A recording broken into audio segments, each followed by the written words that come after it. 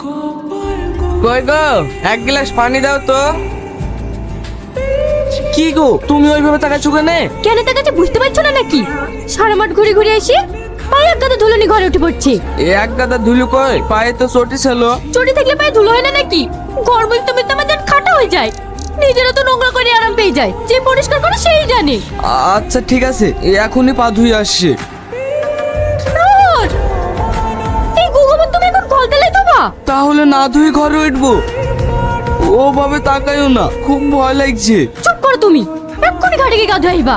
এই ঠান্ডাতে আমি এখন ঘাটে গা ধুইতে যাবো? তুই এই নোংরাকে ঘরে উঠবা নাকি? চটিতে গোবর লেগেছে, চটিটা ধুলেই তো হয়ে যাবে। ওসব আমি কিছু জানিনি, আমার দেখেই গা ঘিনঘিন করছে।